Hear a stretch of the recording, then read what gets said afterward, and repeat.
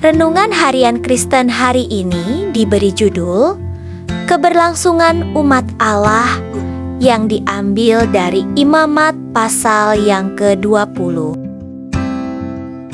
Kesejahteraan hidup umat Israel menjadi perhatian Tuhan, dan Ia menerbitkan ketetapan-ketetapan yang harus menjadi perhatian mereka. Musa menerima wahyu dari Tuhan tentang apa yang tidak boleh dilakukan umat Israel agar keberlangsungan mereka di negeri itu tetap terjamin.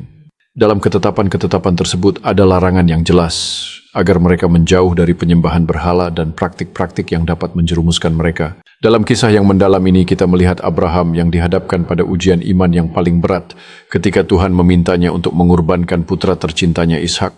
Saat Abraham bersiap untuk memenuhi perintah Tuhan, hatinya dipenuhi dengan ketidakpastian dan cinta yang mendalam terhadap putranya. Namun dalam ketegangan yang memuncak, Tuhan mengintervensi dengan suara yang tegas menghentikan tangan Abraham sebelum ia dapat mengorbankan Ishak. Sebagai pengganti, Tuhan menunjuk seekor domba jantan yang terjebak di semak-semak, simbol dari kasih dan pengampunannya. Tidak ada perkenanan dari Tuhan terhadap penyerahan anak-anak kepada berhala. Bila ada yang melanggar ketetapan itu atau yang mendiamkan seorang pelanggar, Tuhan sendiri akan menghadapi dan melenyapkan orang tersebut dari tengah-tengah bangsanya.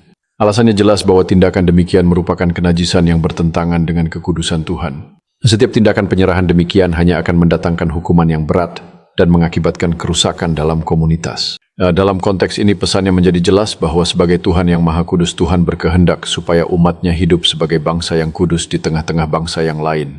Maka umat berkewajiban untuk memelihara anak-anak mereka dalam kasih dan mendidik mereka untuk setia kepada Tuhan.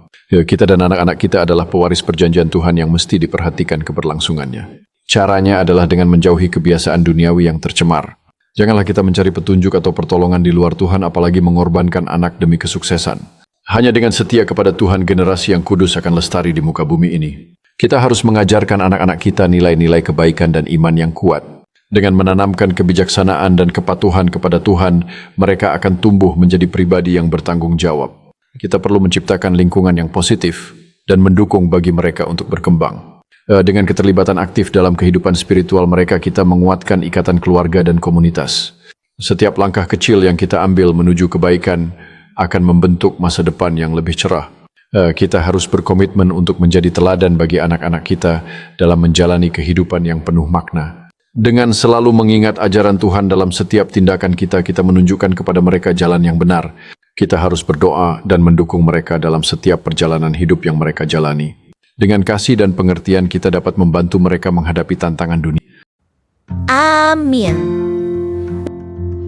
Terima kasih untuk kalian yang sudah menonton dari awal sampai akhir. Jangan lupa subscribe, komen, like, share, dan nyalakan loncengnya biar tidak ketinggalan update renungan hariannya. Tuhan Yesus memberkati kita semua.